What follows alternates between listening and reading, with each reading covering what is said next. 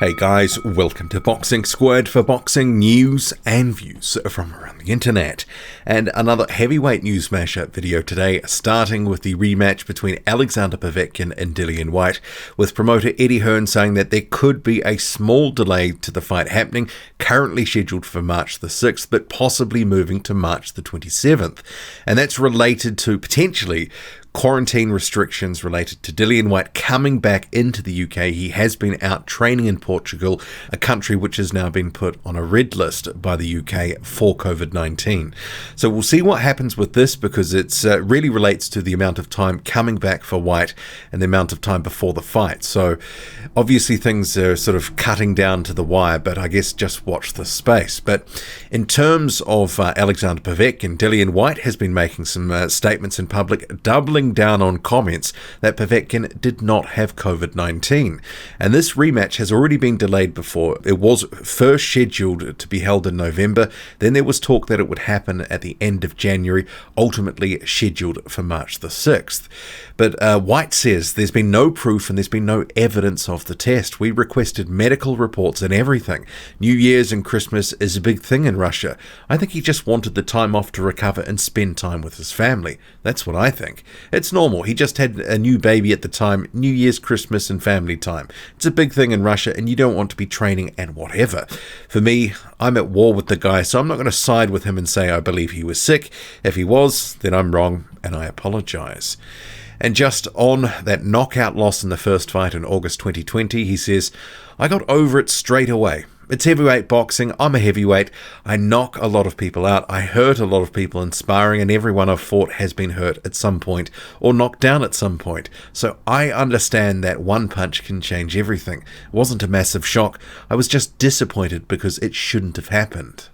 And another fight that could potentially be set back due to COVID-19 is Joseph Parker vs Junior Fara, an all-New Zealand affair which is set to take place February the 27th in Auckland, New Zealand. So DeVeko New Zealand, as a result of the change in COVID levels, in particular in Auckland where the event is going to be happening, says that if for any reason the government does not move Auckland into COVID Alert Level 1 on Monday night, we will be making an announcement on Tuesday, 23 February, that will see the event rescheduled into March or April. So I guess we'll just watch the space with this one. But given the situation around the world, different alert levels, lockdowns, etc., things change rapidly due to this pandemic, the virus, etc. So yeah, I guess we may see more of this, and we'll just have to watch the space, I guess. Dominic Breazeale has weighed in at 261 pounds for his fight with Otto, which is happening at the Mohegan Sun in the United States. Otto was 240 pounds on the scale. So for Dominic Breazeale, that was actually about 6 pounds heavier than for his fight against Deontay Wilder. But you can see here on screen, he doesn't look massively out of shape or anything. And at 6'7", the guy does have a big frame. He can carry, a little bit of extra beef. But I guess in terms of facing a guy in Wallin who can actually box and move, and probably will in this fight, it'll be interesting to see how Breazeale's gas tank holds up. But Otto Wallin, he was 240 pounds on the scale, which is there or thereabouts for some recent fights. He was 241 for the Travis Kaufman fight, although against Tyson Fury he was 236 pounds. That was back in 2019. And Breazeale, this is his highest weight since 2017, although he's only had about 3 or 4 fights since that time. So this seems to be a bit of a pick 'em fight for most fans. I'm certainly favouring Otto Wallin. If you saw my preview video, you'll sort of see the reasons why. But I have seen a lot of support coming in for Dominic Breazeale to stop Otto Wallin. I don't see that myself, but I think Breazeale and Otto Wallin, there's a lot on the line for both. It's a crossroads fight. Hopefully it's fun. Hopefully it doesn't end up turning into to be a snooze fest, but we'll see. But certainly in the most high-profile heavyweight fight of the weekend. Meanwhile, Johnny Fisher has weighed in for his first pro fight, which will be against Matt Gordon on the Avanesian Cali card. He was 237 pounds on the scale, see here on screen. And of this fight, Johnny Fisher says, "It's brilliant to be here. It's a great opportunity for me. I put a lot of hard work in, and now I've got to put it all on the line Saturday night. I bring a lot of supporters with me. I've got a great support network, which I'm really thankful for.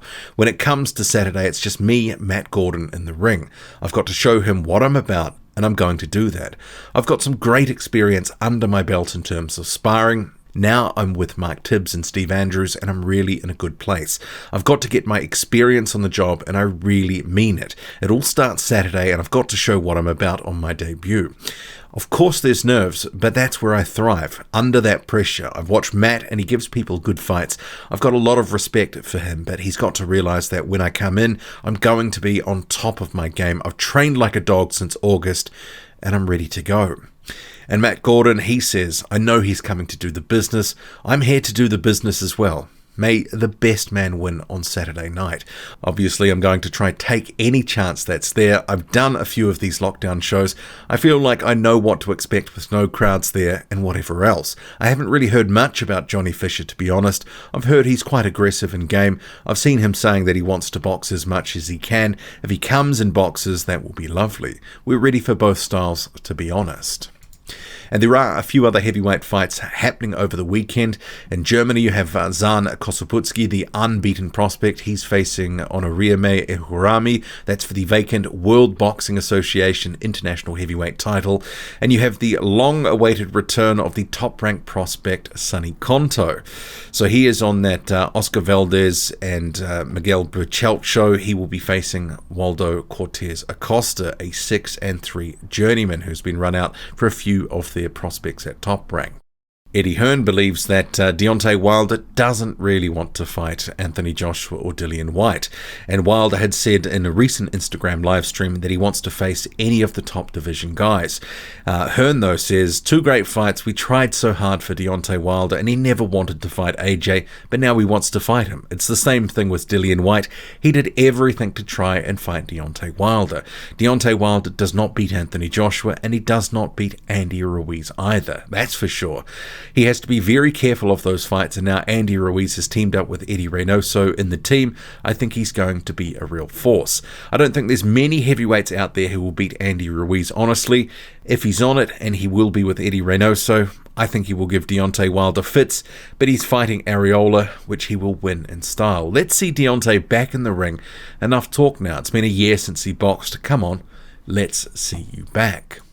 And another guy who's coming back is Joey DeVeko. So he's announced on social media that he is returning in April. This is a homecoming fight for him in Philadelphia in the United States. Opponent TBC. Meanwhile, Carlos Takam, the veteran contender and former title challenger, is looking for his next fight, and he's posted to his social media that it may be Luis Ortiz, saying, "My people heard the next in line could be Ortiz King Kong. If this is the case, I can't wait to crossfire with him. Let's do it." Lucas Browne is still calling on Paul Gallen to man up and sign a contract and fight him later this year. Hope Gallen the dog comes to the party and actually signs the contract instead of shitting himself and trying to be a smart ass, but yeah, that's the name of the game. He's going to be a dick the whole time. I know that. I know it's coming. But the best thing about him being a dick is that he can't hide behind a keyboard all the time, because at the end of it, he's going to have to stand across from me in the ring, and I'm going to belt. So yeah, he can say all he wants, because all he's going to do is feel me and want me to belt him. So, Mr. Gallen, bring it on, my friend. April, everyone. April is my next fight, regardless whether it's Gallen or Fosso. April's my next fight. So it's all happening. I've got 8 weeks to him down, get fit, look trim, taut, and terrific. The unbeaten George Arias, who's currently 16-0, has teamed up with Dimitri Salita on a co-promotional arrangement. He previously has been promoted outright by DiBella Entertainment. So George Arias says, "First of all, I'm thankful for where DiBella Entertainment has brought me thus far. Now I'm excited where DBE and Salita can advance my career together. It's my goal to be the first heavyweight champion of the world from the Dominican Republic." And Dimitri Salita says, George becomes a fan favourite everywhere he fights. He's got the style and the smile to become an old-school heavyweight champion the whole world knows and loves. I'm happy to be pairing up with him and his team to make that happen, and I'm looking forward to watching this exciting prospect back in action. And Arias, he has been back in action just in this week. He advanced to 16-0 after beating Joel Cordell, and that was a unanimous decision over 6 rounds. And rounding out this heavyweight news mashup video, so Trevor Bryan is having a weekend of activities to celebrate winning a vacant title, the regular WBA title, against a washed 42-year-old Berman Stavern. So Bryan, as you can see here, is having an ATL Atlanta All-Star Party weekend celebrity party.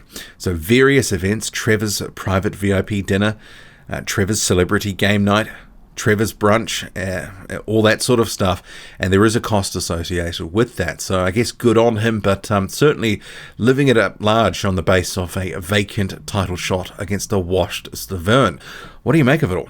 Drop a comment. Loud and often. Hit like, hit subscribe. Follow me on Twitter, boxing_squared. I'm out.